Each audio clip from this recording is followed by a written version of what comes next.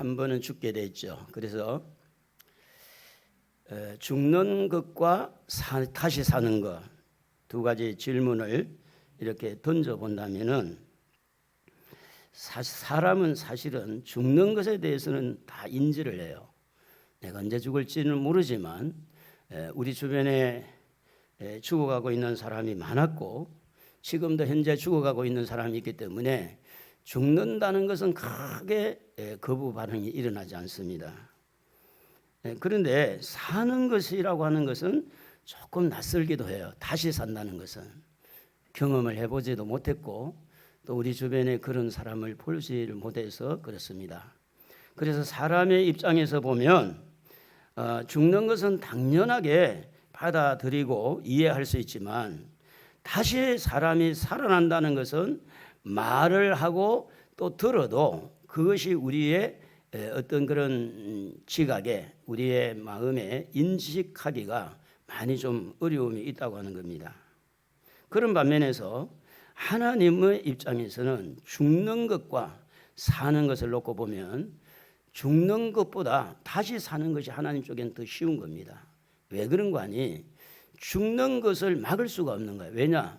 하나님은 먹는 날에는 정령 죽으리라 그랬고 죄의 삭은 사망이라 그랬고 한 번 죽는 것은 정한 것이요 그렇게 성경에 이미 기록되어 있는 사건이기 때문에 죽음을 막고 죽음을 이렇게 경험하지 않고 그냥 다시 살 수 있는 것은 하나님도 하지 않는다는 겁니다.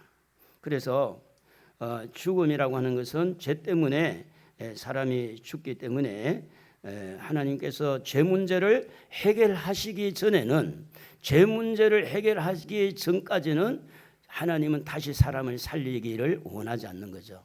그 죄 문제를 해결하고 나서 그리고 하나님이 살리는 것이 부활이고 다시 사는 겁니다. 하나님은 지금도 죄인들을 죄 문제를 해결하고 난 다음에 다시 살 것을 원하시지 죄인이 그대로 다시 사는 것을 원치 않는다.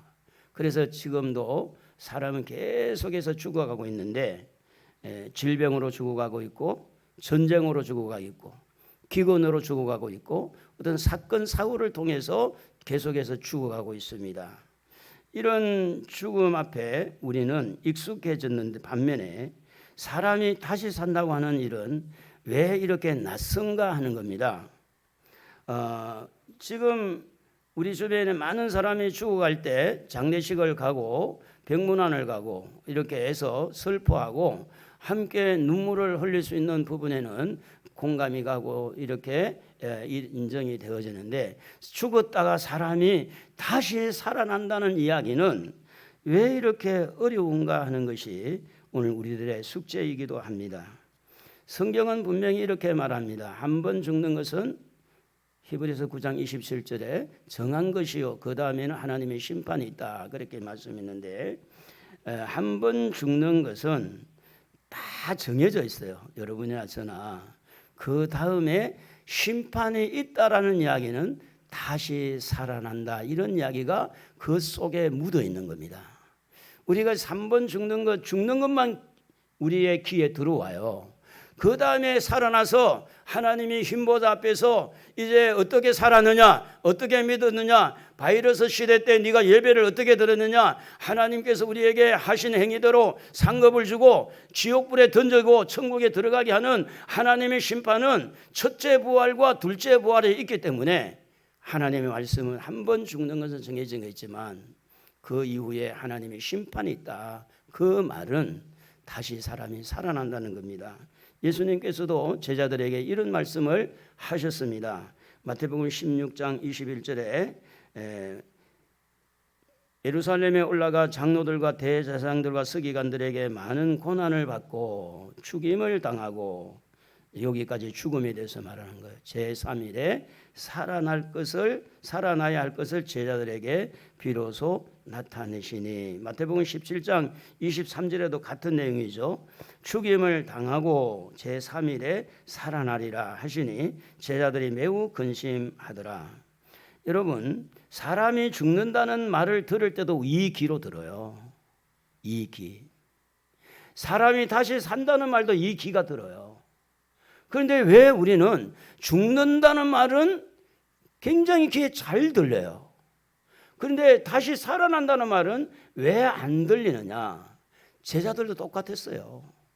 예수님이 제자들에게 말했어요. 내가 예루살렘 올라가면 고난을 받고 죽게 될 것이다. 그러나 제3일에 살아날 거야. 그런데 죽게 될 것이다. 이것만 귀에 쏙 들어오는 겁니다. 오늘 우리가 인생을 살아갈 때 실패하고 좌절하고 여러 가지 어려운 일을 당할 때 이렇게 저렇게 상처받고 힘들고 이런 부분들만 우리의 머릿속에 각인이 되고, 예수님이 3일 만에 살아난 것처럼 내가 그 속에서 다시 일어나리라, 다시 살아나리라, 하나님이 예수님을 살린 것처럼 나를 살려줄 것이다, 여기에 대해 관심이 많이 적어졌다 그 말이에요. 오늘 예수님의 제자들이 3일 만에 다시 산다는 말이 그들의 귀에 잘 안 들리듯이 오늘 부활절인데도 불구하고 우리 인생들에게는요, 죽음에 대한 것은 익숙해 돼 있는데 다시 산다는 말은 낯서는 거예요. 논리적으로 틀려서 그런 게 아닙니다. 우리가 예수를 안 믿어서 그런 것도 아닙니다. 부활의 예수님을 믿지 않는 것도 아니고, 우리가 부활할 것이고 천국에 들어갈 것이고 영원히 살 것임에도 불구하고 우리의 삶이 너무나 죽음에 대한 인식에 가까워진 것은 우리가 눈을 닦고 봐도 죽었다가 다시 살아나는 사람들을 만난 경험들이 너무 없기 때문에 그렇습니다.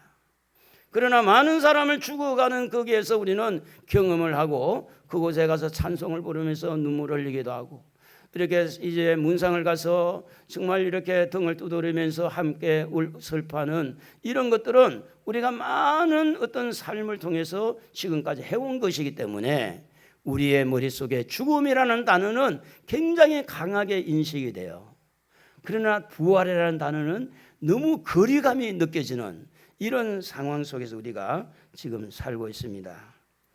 예수님의 십자가의 때가 이제 왔어요. 그래서 예수님의 때가 돼서 예루살렘 올라갔습니다. 예수님의 말씀대로 십자가를 이제 지게 됐는데, 그러면 예수님의 말씀대로 이렇게 진행이 지금 되고 있죠. 그래서 예수님은 죽임을 당하게 됩니다. 죄 없는 분이 죄인 취급받으면서 갖은 수치와 고통을 당하면서 그 당시에 가장 괴롭고 고통스러운 그런 십자가의 그 사형틀에 못이 박혀서 죽게 됩니다. 그때 죽을 때에 예수님을 죽이는 당사자들, 유대인들, 제사장들, 서기관들, 바리새인들, 유대인들은 자기들의 법을 가지고 예수를 죽이게 되면 로마의 법에 걸리기 때문에 이 사람들이 머리를 쓴 겁니다. 자기들이 그게 끌려 들어가지 않도록 하기 위해서 로마인들에게 예수님을 넘겨서 그 빌라도의 손에 의해서 예수님을 처형하게 만든 겁니다. 그래서 오늘 읽은 말씀에 그런 내용이죠. 법 없는 자들, 로마인들에게 의해서 우리 예수님을 죽였다, 그렇게 성경은 기록하고 있습니다. 그런데 예수님이 이렇게 그 고통을 받으면서 십자가의 죽임을 당할 때 오늘 23절 본문에 여러분 다시 한번 읽어볼까요? 같이. 그가 하나님께서 정하신 뜻과 미리 아신 대로 내준 바 되었거늘 너희가 법 없는 자들의 손을 빌려 못 박아 죽였으나, 그래 되어 있습니다. 법 없는 사람은 로마인을 말합니다. 자, 오늘 우리는 이 땅에 사는 동안에 윤리도 없고 도덕도 없고 난장판인 사람들에게 많은 부분에 우리가 상처를 입기도 하고 다치기도 합니다. 끼리끼리 모여서 자기들끼리 연합해서 그 옆에 모퉁이에 있는 우리를 밟고 뭉개고 이렇게 저렇게 권위를, 권력을 가지고 어떤 그런 부와 지식을 가지고 망가뜨린 것처럼 그 당시에 기득권자, 그 당시에 그 권력 있는 자들의 그 손을 가지고 예수님을 죽였어요. 다시 말하면 예수님은 철저하게 죄에 대한 대가를 지불하신 겁니다. 그래서 하나님께 버림을 받았어요. 지난주에 설교한 것처럼 나의 하나님, 나의 하나님 어찌하여 나를 버리셨나이까. 완전히 버림을 받았어요. 그래서 이 죄의 대가가 얼마나 무서운가.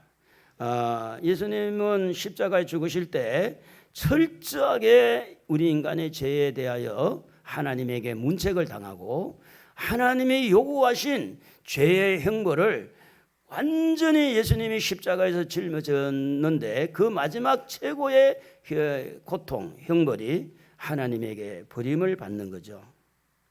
그래서 철저하게 하나님에게 버림을 받으면서 그래서 너무 힘들어가지고 하나님 나를 어찌하여 버리시나이까. 우리 하나님에게 버림을 받은 건 몰라서가 아니라 버림받는 것이 이렇게 힘들다는 것을 예수님의 그 말 속에 우리는 묻어 있는 것을 함께 생각을 할 수가 있는 겁니다. 예수님의 주변에 그렇게 많은 사람들이 따라다니지만 다 떠났습니다.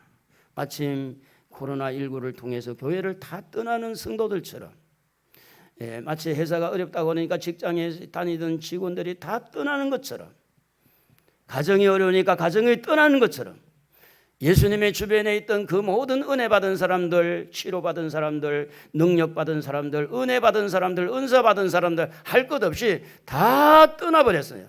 다 떠나버렸어요. 그런데 남아있는 분이 한 분이 계셨습니다. 그분이 전능하신 하나님인 줄로 믿습니다. 오늘 우리를 떠날지라도 우리와 함께 하신 하나님이 나와 함께 하신다면, 예수를 다시 살리신 그 하나님이 나와 함께 하신다면 오늘 어떤 상황 속에서도 우리를 살려주시는 하나님이신 줄로 믿습니다. 사람들은 나를 버릴지라도 하나님은 나를 버리지 않는다는 이 믿음이 너무 중요하다는 거죠. 예수님이 가지고 있는 믿음이 그것이었습니다. 사람들은 나를 떠나도 하나님은 나를 떠나지 않을 것이다. 사람들은 나를 무시해도 하나님은 나를 무시하지 않는다. 사람들은 나를 버려도 하나님은 나를 버리지 아니하니 나는 하나님을 의지하리라. 부활의 신앙이라는 것이 뭐냐면 다 버려도 하나님은 버리지 않는다. 다 떠나도 하나님은 떠나지 않는다. 그래서 오늘 이 부활의 이 시점에 우리에게 좀 낯선 단어이지만 우리가 부활을 몰라서가 아니고 부활이라는 단어를 듣지 않아서가 아니라 우리에게는 죽음이 익숙하고 다시 산다는 것이 익숙하지 않는 이 시점에 오늘 이 부활절을 통해서 부활, 다시 산다는 이 사실도 우리의 머릿속에 잘 인지가 되어서 이 험한 세상에서 사람들에게 치고 밟히고 짓눌리고 여기저기 부딪히면서 상처투성인 오늘 우리들의 죽어가는 우리의 심령을 우리 하나님께서 여러분의 심령을 살리는 그런 부활절이 되었으면 좋겠습니다.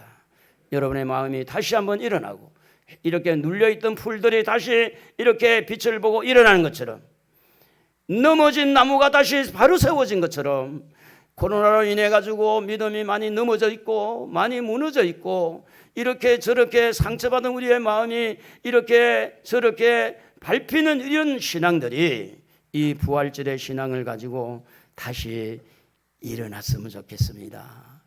일어나 걸어라 내가 새 힘을 주리니 일어나 너 걸어라 내 너를 도우리. 그렇습니다. 하나님, 사람들은 나를 몰라줘도 하나님은 나를 아시니, 사람들은 나를 버려도 하나님은 나를 버리지 아니하시니, 가족들은 나를 버려도, 남편은 나를 버려도, 부인은 나를 무시해도 하나님은 나를 버리지 아니하시니 내가 이 부활 신앙을 가지고 다시 한번 하나님 의지하고 일어나겠습니다. 우리 한번 잠깐만 그렇게 한번 불러볼까요? 일어나 걸어라 내가 새 힘을 주리니 할렐루야. 일어나 너 걸어라 내 너를 도우리. 죽어가는 사람을 살리는 것도 얼마나 감사하지 않습니까? 근데 완벽하게 죽었어요. 완전히 죽었어요. 죽은 지 3일 만에 우리 하나님이 오늘 24절에 말씀한 대로 뭐라고 말씀합니까? 하나님께서 그를 사망의 고통에서 풀어 살리셨으니, 사망의 고통에서 하나님이 풀어서 살리셨으니 이는 사망에 우리 주님이 사망에 매여 있을 수 없습니다. 하나님이 살렸다는 의미는 무엇을 말할까요? 죄 때문에 죽으신 예수, 죄 때문에 죽어야 될 우리, 죄로 인해서 이 땅에 슬픔이 오고 시기와 질투와 죽음과 관련된 모든 것들이 죄 때문에 왔는데 오늘 예수님이 죽으신 다음에 전능하신 우리 하나님이 사망에서 그 살려주심으로 말미암아 오늘 우리에게 무엇을 말하고 있느냐? 죄에서 승리했다는 말씀을 하고 있는 겁니다. 예수님이 무엇에 대해서 승리했다고요? 죄에 대해서 승리했다는 겁니다. 죄인들이 죄인을 죽인 것은 당연하지만 죄인들이 의인 예수를 죽였어요. 대가를 지불하기 위해서. 그래서 죄의 승리를 로마서 8장 1절에서 기록을 하고 있습니다. 같이 한번 읽어볼까요? 그러므로 이제 그리스도 예수 안에 있는 자에게는 결코 정죄함이 없나니 이는 그리스도 예수 안에 있는 생명의 성령의 법이 죄와 사망의 법에서 너를 해방하였습니다. 이렇게 말하고 있습니다. 여러분, 예수 그리스도께서 죄에서 승리함으로 죄에 매여 있고 죄에 눌려 있고 죄 문제 때문에 상처받은 우리의 심령들을 해방시켜 주는 것이 예수님의 부활하신 승리라고 하는 것입니다. 예수를 믿는 우리에게, 예수 안에 있는 우리에게, 예수를 영접한 우리에게 선물이 뭡니까? 정죄하지 않는다는 겁니다. 내가 봐도 죄인이고 가족이 봐도 죄인이고 누가 봐도 내가 죄인인 것은 확실한데 그런데 예수를 믿는 이 믿음 하나 때문에 죄를 죄라고 말하지 않는다는 겁니다. 그게 우리의 승리라는 겁니다. 죄에서 자유함을 누린다는 거죠. 그래서 죄책감이 있는 성도가 이 은혜를 입게 되니까 죄책감에서 벗어나는 거예요. 고등학교 때 지은 죄, 20대 지은 죄, 30대 지은 죄, 본의 아니게 욕심으로 지은 죄, 또 남을 속인 죄, 사기친 죄, 어떠한 죄라도 예수님이 부활하여 승리한 것은 죄값을 다 지불했기 때문에 그러므로 누구든지 저를 믿는 자는 멸망하지 아니하고 영생을 얻는 길을 얻게 되는 겁니다. 그러므로 죄 때문에 죽어야 될 일을 예수님이 대신해서 우리에게 자유를 주었기 때문에 이 말씀은 뭐냐면 우리가 찬송가에도 보면 죄에서 자유를 얻게 함은 보혈의 능력 주의 보혈, 주님의 보혈 때문에 우리가 정결하게 된 거예요. 죄에서 자유함이 있는 거예요. 그래서 우리는 부활의 소망을 가질 수가 있는 거예요. 천국의 소망을 가질 수 있는 거예요. 천국에 갈 때 그냥 막 이렇게 쪼그려가지고 창피해서 제가 아침에요 교회 밖에 일어나갔는데 어떤 부부가 저 밑에서 운동하다가 마스크를 남편이 벗고 올라오면서 마스크를 갑자기 쓰는 거야. 왜 썼을까요? 얼굴 알아볼까 싶어서. 그래서 제가 이 공원을 한번 쓱 들어갔다가 나왔더니 그 남편은 그 주랭랑을 치고 그냥 아파트 안으로 뛰어가는 거예요. 저는 누군지 대충은 알겠지만 아무튼 천국 갈 때요 부끄럽게 천국에 들어갑니까?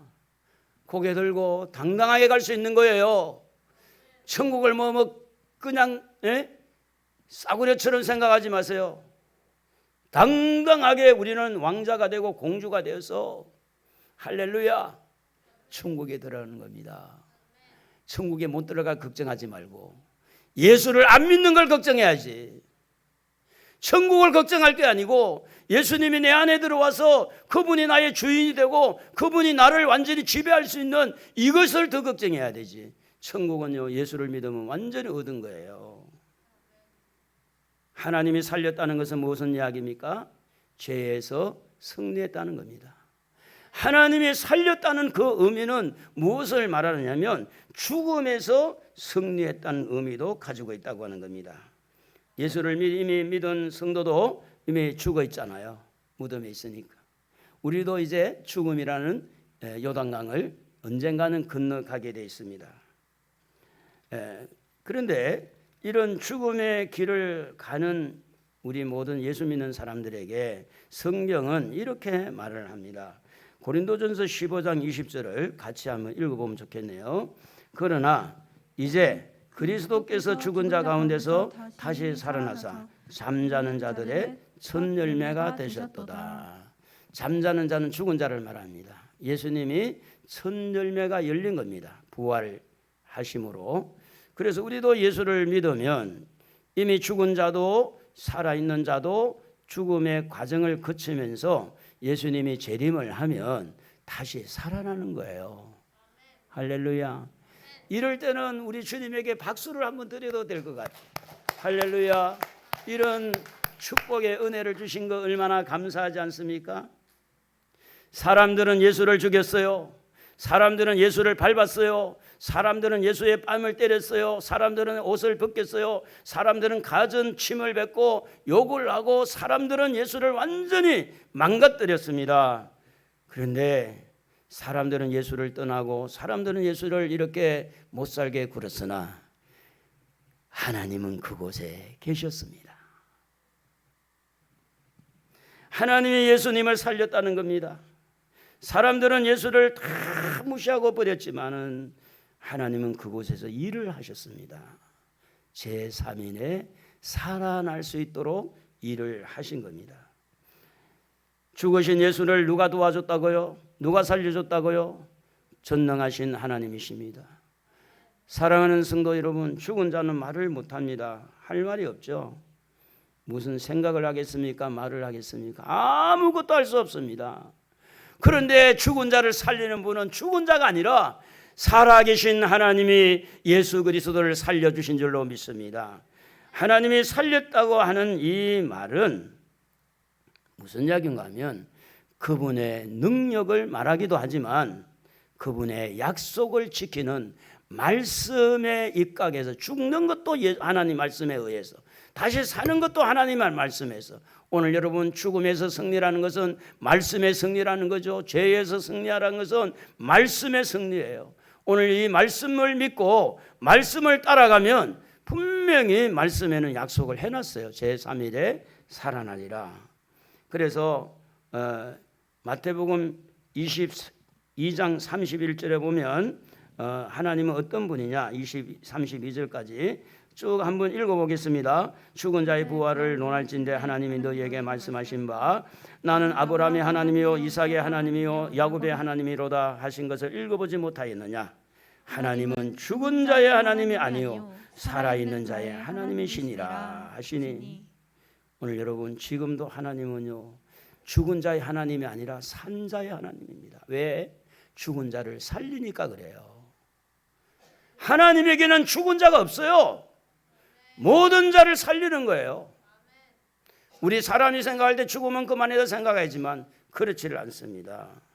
그래서 하나님은 지금도 살아있는 분, 살아계신 분, 살아있는 자들의 하나님, 오늘 여러분의 믿음이 살아있고 오늘 여러분의 하나님을 믿기 때문에 여러분의 하나님은 살아계신 하나님, 사람들은 버려도 버리지 않는 그 나를 버리지 않는 하나님, 사람들은 나를 무시하고 나를 죽여도 나를 살려주실 그 하나님, 그 하나님 붙들고 사십시다.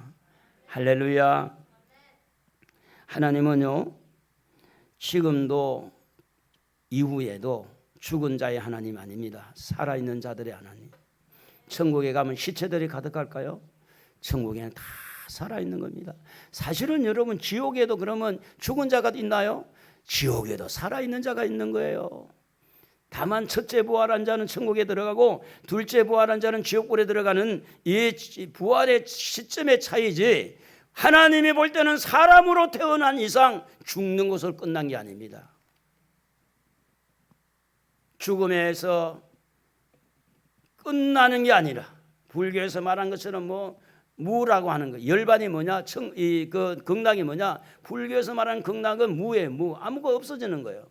육식간제에서 뭐로 태어나고 뭐로 태어나고 이런 거 없어지고, 예? 없어지고 그냥 그래도 겨우 그들이 말한 대로 업보를 남겨서 사람을 한번 태어나봤자 생로병사라. 아이고 사람을 태어나도 하나는 싫어. 그래서 없어질 무. 근데 그 스님들은 알고 있지만 대다수의 불교인들은 그것을 모르는 이유가 뭐냐? 그걸 안 가르쳐 주기 때문에 그렇습니다. 뭔가 있을 것 같이 느끼는 거예요. 극락이 뭐냐? 무의 무. 없을 무. 그런데 하나님은 어떤 분입니까? 지옥에 있는 것도 살아있는 사람들이고 천국에도 있는 살아있는 사람이고 모든 인류의 하나님인데 이제 모든 사람들은 한 번 이 땅에 태어난 이상 영원히 바꿀 수 없는 끝날 수가 없는 거예요. 지옥에 가든지 천국 가든지 둘 중에 하나지 중간 사이즈도 없고 없어지는 것도 아니고 예수를 믿는 것은 여러분 그냥 막연하게 종교가 아닙니다. 생명을 걸어야 돼요. 목숨을 걸어야 돼요. 왜냐하면 이 너무 소중하기 때문에 천국이냐 지옥이냐 협박하려고 그런 게 아닙니다. 하나님이 살아 계신 하나님인데 지옥에 있는 사람도 살아있잖아요. 구더기가 우르르거리고 소금으로 이렇게 고기를 절이듯이 그런 고통 속에서 살아있는 거예요. 그러므로 여러분 이 부활의 소망을 가지고 우리 하나님 앞에 살아계신 하나님 앞에 겸손하시기를 바랍니다. 고집 부리지 말고 겸손해야 돼요. 하나님은요 죽은 자를 살리시는데 어떻게 보면 사람들이 욕심으로 인해 가지고 미움을 가지고 뭐 지금 가평 계곡에서 잡혔다고 하는 사람도 이 은혜라는 사람이 그 남편하고 결혼해서 자기 내연남하고 짜가지고 8억이라는 보험을 들어놓고 계곡에 가서 4m 높이에서 뛰어내리게 해가지고 수영도 못하는 남편인데 그걸 그게 죽인데 자연사라 그래가지고 경찰에서 수사를 했는데 그래도 돌려보내놓고 이 사람들이 잠적을 했는데 어제 잡혔잖아요. 일산에서 잡혔는데 그 안에 뭐가 시작이 되느냐면 사람이 가지고 있는 욕심이 발동한 거야. 한번 저를 한번 따라해 봅시다. 나는 욕심이 하나도 없다. 없죠? 네. 없죠? 말이 좀 이상하나? 사람은 다 욕심이 있을 수가 있어요. 그 욕심이 발작을 일으키면 그 욕심을 채우기 위해서 사람을 죽일 수도 있다는 거죠. 그게 바로 죄입니다. 그러면 그 욕심을 가지고 사람을 죽였어요. 예수님을. 끝. 와, 욕심 있는 사람이 이기겠네. 권력 잡은 사람들이 욕심이 사람을 죽였어요. 그러면 권력 잡은 사람이 이겼네. 아닙니다, 여러분. 사람들은 모르지만 하나님은 아시잖아요. 하나님 살아계신 줄로 믿으시면 아멘. 살아계신 하나님 믿으시면 아멘. 오른손 들고 아멘. 왼손도 들고 아멘. 두 손 들고 아멘. 살아계신 하나님이 되어야 돼요, 여러분. 욕심이 언제 잡히느냐? 그 살아계신 하나님 앞에 잡혀야 진짜 잡혀요. 경찰관이 잡는다고요? 아유, 천만의 만만의 말씀입니다. 무슨 교도소가 잡는다고? 어림없는 소리지. 교도소 가가지고 더 아주 치밀한 범죄를 배워가지고 나와가지고 더 짓는 사람 뭐예요, 그럼? 우리나라도 하나님이 살리신 줄로 믿습니다. 한일합방을 통해서 36년 동안 우리가 일제 압박 속에서 많이 힘들었는데 하나님은 우리나라를 살렸어요. 6.25를 거치면서 낙동강만 놔두고 이렇게 부산이 완전히 이제 부산만 남아있는 거기에서 하나님은 유엔을 독려하고 미국을 독려하고 그 당시 소련 대사를 참석하지 못하도록 막아주고 기적적으로 유엔을 이 땅에 보내주셔가지고 하나님이 살렸죠. 하나님께서 이 나라에 선교사를 파송하고 의료기관을 짓고 학교를 세우고 하나님께서 이 나라의 교회를 곳곳마다 세워서 이 나라를 살려주신 줄로 믿습니다. 사람들은 무시하고 사람들은 우리를 죽이려 하나 하나님 우리를 살리신다는 겁니다. 그래서 성경은 이렇게 말합니다. 요한복음 6장 63절 살리는 것은 영이니 육은 무익하니라. 내가 너에게 이르는 말은 영이요 생명이라 그렇게 말합니다. 하나님의 말씀이 여러분을 살리는 줄로 믿습니다. 성령이 여러분을 살리는 줄로 믿습니다.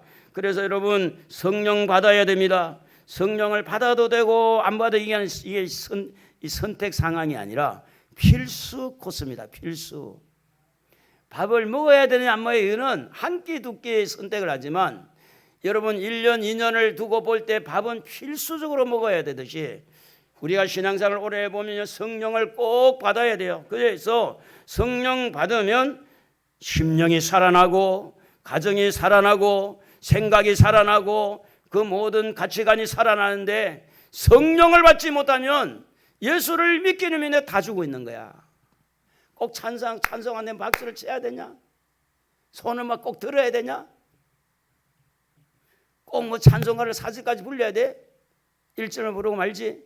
괜히 그냥 시간만 가고 설교도 뭐 그렇게 길게 할 필요 뭐 있어? 그냥 5분 하면 되지.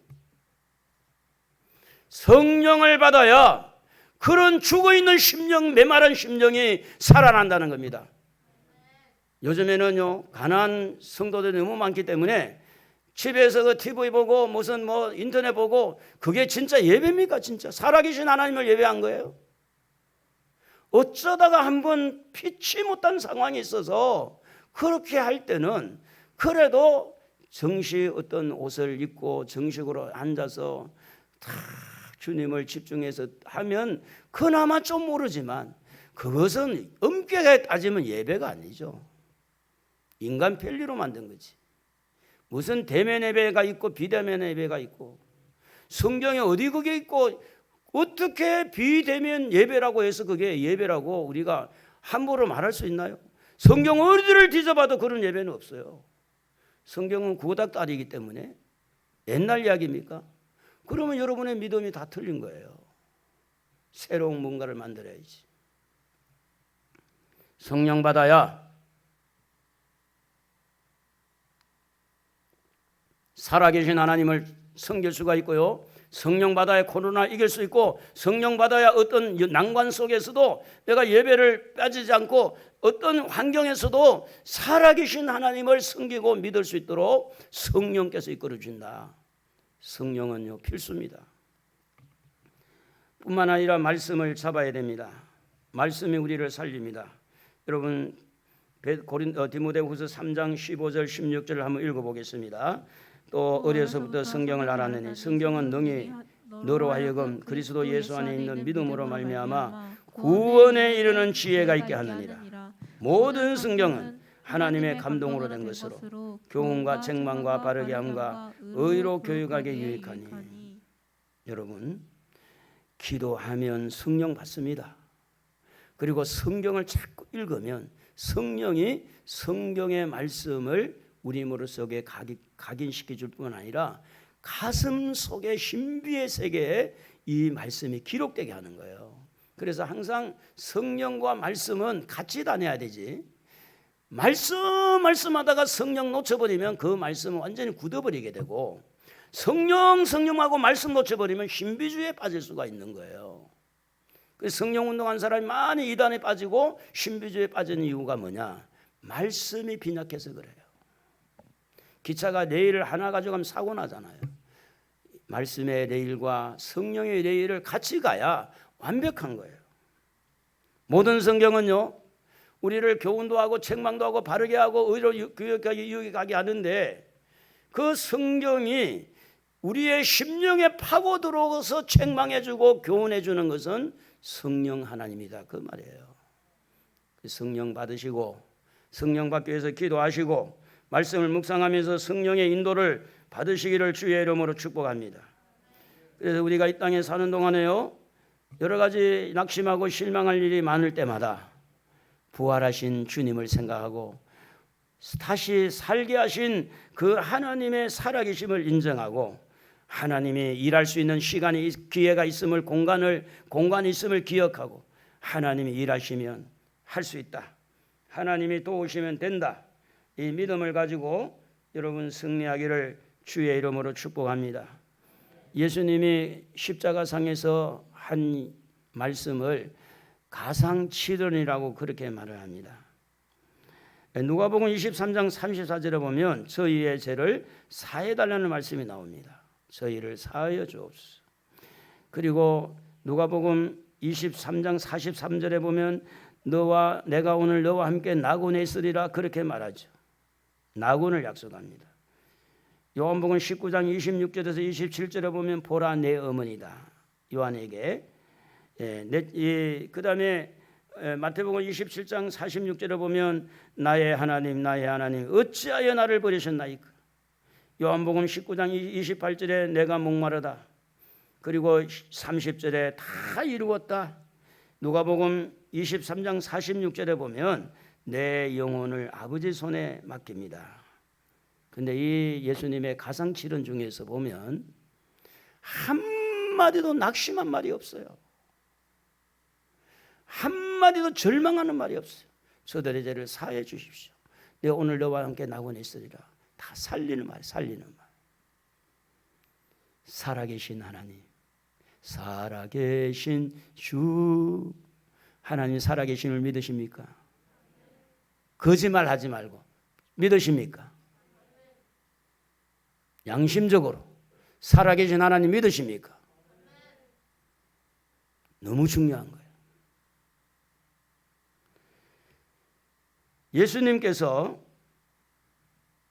예수님의 그 죽음 앞에 십자가 앞에 슬픔에 잠기거나 낙심에 잠기지 않았어요.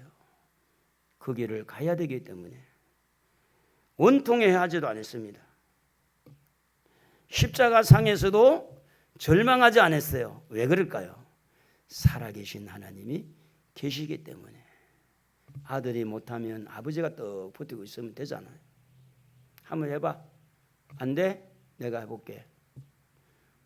우리가 이 땅에 사는 동안에 여기 실수 저기 실수 시행착오 여러 가지 문제가 많이 있을지라도 오늘 우리를 지원해주고 우리를 살려주고 우리를 도와주시고 우리를 이끌어주시는 그 전능하신 살아계신 하나님이 나와 함께 한다면 이 땅에 사는 것도 그렇게 어렵지 않는 겁니다. 뭐가 그리 어려워요? 인간의 머리를 돌리고 잔머리 굴리고 그렇게 살려가니까 어려운 거지. 그래서 예수님은 이렇게 말씀합니다. 이 땅에 사는 사람들에게 살아계신 하나님 만나는 것은 나를 통해서 만나야 된다. 요한복음 4장 6절에 내가 곧 길이요 진리요 생명이라 그랬습니다. 그래서 여러분 하나님이 여러분의 하나님이 되기를 주의 이름으로 축복합니다. 예수님을 살리신 그 하나님이 여러분을 살리시는 하나님이 되기를 원해요. 그러려면 예수님이 여러분에게 길이 돼야 되고 예수님이 진리가 돼야 되고 예수님을 붙잡아야 돼요. 여러분 하나님이 살리셨다는 말은 죄에서 승리했다는 말이죠. 죽음에서 승리했다는 말이죠. 하나님이 살렸다는 말은 뭐냐면 사탄의 머리를 상하게 하고 그 사탄으로부터 우리로 승리하게 하시는 길을 여셨다는 겁니다. 요한복음 10장 10절에 보면 예수님께서 오신 것은 생명을 얻고 더 풍성하게 얻게 하는데 반면에서 도둑이 오는 것은 도둑질하고 죽이고 멸망시키기 위해서 왔다 이렇게 말합니다. 사단은 우리를 죽이려고 왔으나 예수님 우리를 살리기로 왔어요. 사단은 사람을 망하게 하기 위해서 왔지만 예수님은 우리를 살리기 위해서 왔어요. 사단은 여러분의 가정을 파괴하기 위해서 왔지만 예수님은 여러분의 가정을 다시 회복하고 살리기 위해서 오셨어요. 그렇기 때문에 예수를 부여잡고 예수님은 나를 살리실 분이다. 믿으시기를 주의 이름으로 축복합니다. 요한 1서 3장 8절에 죄를 짓는 자는 마귀에게 속하나니 마귀는 처음부터 범죄함이라. 하나님의 아들이 나타나신 것은 마귀의 일을 멸하기 위해서 왔다. 뱀의 머리를 상하게 한 것하고 약속한 것처럼. 그래서 오늘 읽은 말씀에 보면 하나님께서 법 없는 자들의 사도행전 4장 23절에 보면 법 없는 자애들의 손을 빌려 못 박아 죽였으나 하나님께서 그를 사망의 고통에서 풀어 살렸다 그렇게 말합니다. 왜 그래요? 예수님은 사단에게서 이겨야 되니까. 사단의 머리를 밟고 일어서야 되니까. 그래야 우리도 사단에게 이기는 거지. 여러분 승리한 날이 오늘 부활한 날이에요. 죄에서 승리하는 날, 죽음에서 승리하는 날, 사단을 이기고 승리하는 날, 이 승리하는 날이 얼마나 소중합니까? 손뼉 한번 치면서 승리는 내 것일세, 승리는 내 것일세, 구세주의 보혈로서 승리는 내 것일세, 내 것일세, 승리만은 구세주의 보혈로서 항상 이겼네. 예수 이겼네, 예수 이겼네, 예수 사탄을 이겼네. 할렐루야. 예수 이겼네, 예수 이겼네, 예수 사탄을 이겼네. 두 손 들고 할렐루야, 할렐루야. 예수 사탄을 이겼네. 할렐루야, 할렐루야. 예수 사탄을 이겼네. 마귀들과 싸울지라 제 벗은 행제여 담대하게 싸울지라. 저기 악한 적병과 심판날과 멸망의 날 내가 눈앞에 곧 다가오리라. 영광 영광 영광 할렐루야, 할렐루야, 영광 영광 할렐루야. 곧 승리하리라. 우리 하나님께 박수 한번 올려드립니다. 그렇습니다. 예수님의 승리는 죄에서 승리요, 죽음에서 승리요, 사단을 이기고 승리하신 것입니다. 오늘 우리도 예수님에게 붙어있기 때문에 우리도 죄에서 승리하고, 우리도 예수님에게 붙어있기 때문에 죽음에서 승리하고, 예수님에게 붙어있기 때문에 마귀와 싸워서 이길 수 있는 것이 오늘 우리 하나님의 자녀들입니다. 눈에 보이지 않더라도 살아계신 하나님이 우리 등에서 밀어주고 앞에서 끌어주시고, 그래서 우리 하나님께서 일하시고 우리를 살리시는 하나님이라는 사실을 믿으시고, 여러분 이 험난한 세상에서 낙심하지 말고, 좌절하지 말고, 우울증에도 걸리지 말고, 어떤 경우에 실망하지 말고 주님 붙들고 승리하기를 바랍니다. 시편 121편 4절 다 같이 읽겠습니다. 이스라엘을 지키는 이는 졸지도 아니하시고 주무시지도 아니하시리로다. 하나님은 지금도 주무시지 않고 우리를 살려주시는 일을 하고 계십니다. 죄에서 자유를 얻은 우리, 마귀를 이기게 하신 우리, 어떤 경우에든지 많이 힘든 부분은 있어요. 그럴지라도 우리 살아계신 하나님 붙들고 이 부활신앙으로 승리하는 여러분 되기를 주님의 이름으로 축복합니다.